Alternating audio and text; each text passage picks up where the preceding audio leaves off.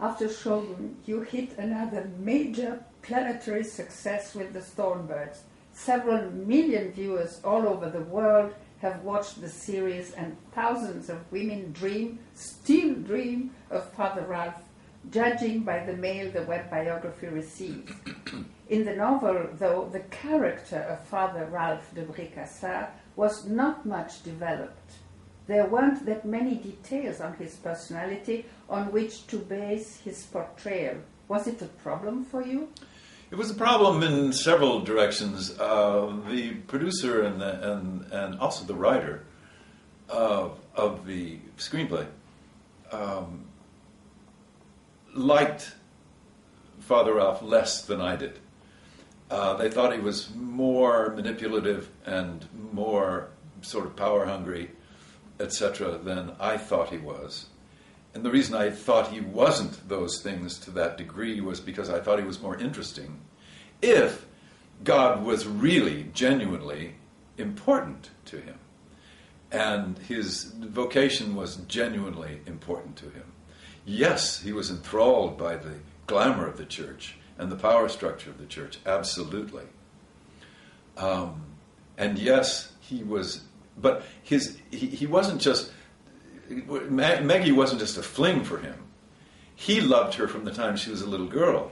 I don't mean he wanted to, boff her when she was a little girl, not at all. But there was a sort of soul connection. The first time he saw her. How do you explain something like that? And it wasn't until when she grew up and developed into this incredibly beautiful woman. He was head over heels, but it was a real soul connection as well as a physical one, I think.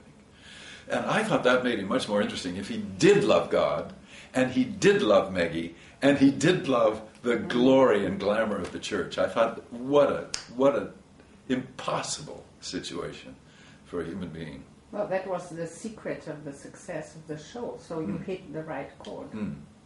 But does a character remain within you for a while once the filming of the play is over, or is it easy for you to move on? It's easy to move on.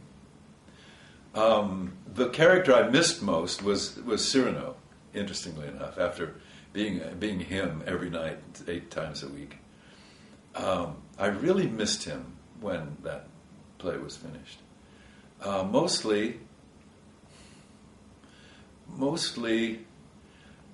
I'm happy to move on, especially if I feel we've done a reasonably good job. But you had great chemistry with Rachel Ward. Your love scenes with Rachel involved technique and emotion. How does one prepare these scenes? There aren't even that many lines to learn. Did you and Rachel prepare the scenes together? Was the director much involved? The director was somewhat involved, but Rachel and I, for some reason, really trusted each other. It's hard to explain. But in the love scenes, she was all out. She didn't hold back at all, and nor did I. And we very much enjoyed each other in that sense, even though she was falling in love with Brian Brown.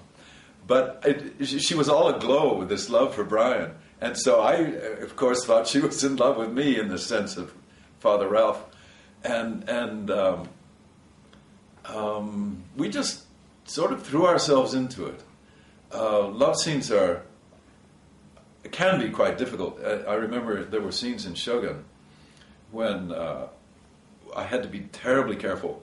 I remember when Mariko was lying down and I was sort of making love to her, and I couldn't touch her wig because it might move. I couldn't touch this because it might rustle, and then we each had microphones, that we couldn't touch and and I was on one elbow for a long, long time. And it's, how if you rest your weight on one elbow, you start to shake a little bit. So there were those problems, but mostly love scenes are quite fun to do. What makes good chemistry between an actor and an actress? Impossible to define what makes this chemistry.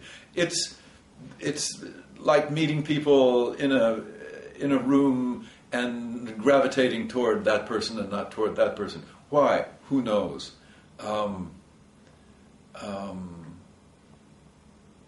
Trust has a lot to do with it. And I have a theory that warm and cool is a very, very good mixture. For instance, Cary Grant, he was cool. So when he worked with the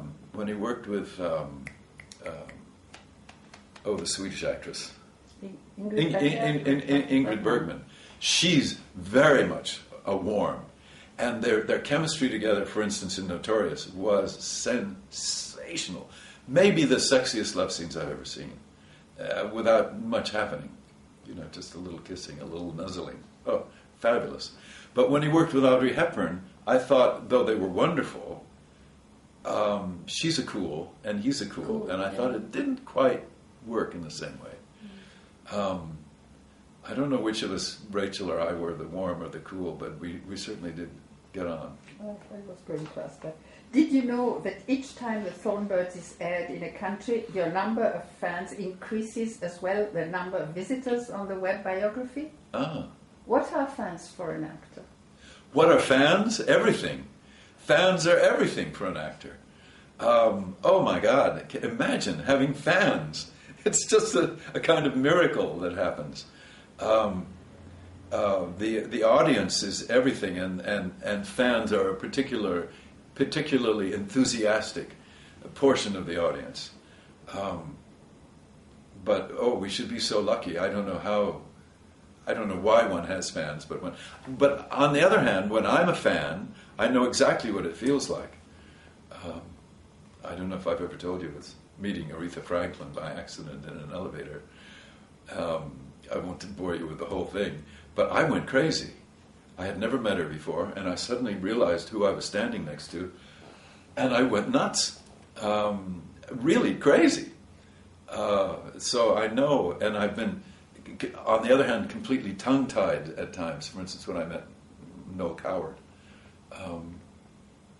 I was so awed. Very young at that time. I was young, and I was awed by his presence, and almost speechless. But fans are the lifeblood of the business. Another great project of yours was Wallenberg, that, by the way, has just been released on DVD. A great series. It's on DVD? It's on DVD. Oh, I didn't know that. Yes. I think a Danish company released it. Good. Yes, you can find it on Amazon. Oh, I must do that. Great series and superb acting by Richard Chamberlain. What attracted you to this role? Did you have a chance to talk to survivors who had personally known Raoul Wallenberg? I don't recall talking to any survivors who knew Raoul Wallenberg. My favorite story about him was he went to see The Scarlet Pimpernel with Leslie Howard with his sister. And when they walked out of the theater, he said, "Oh, if only I could do something like that." And he did. He did exactly what The Scarlet Pimpernel did. He fooled everybody. He fooled the Germans. He made them think he was tremendously important and awesome and stuff. And of course, Germans adore authority. And he just put on, he was an actor. He put on this, I am, with the Swedish government, I am, a very important person. I am making these people citizens of Sweden so they can come out and be... it was an acting job. And he did it. And he saved possibly thousands of Jews in the process. And then, of course, was apparently killed by the Russians. Oh, yes, he was. What type of director you prefer? The one who tells an actor exactly what he expects from him, or the one who leaves a lot of leeway to the actor? I'd come out in between those two. When I first started working with Peter Weir on the Last Wave, he was extremely precise in telling me what to do. And I got very uncomfortable with it. And he saw that I was uncomfortable. And he said, "What's going on?" And I said, I think you're telling me too much. Let me find my own way in it. And he did. And it's some of the best work I've ever done, I think, in the Last Wave. And Wallenberg...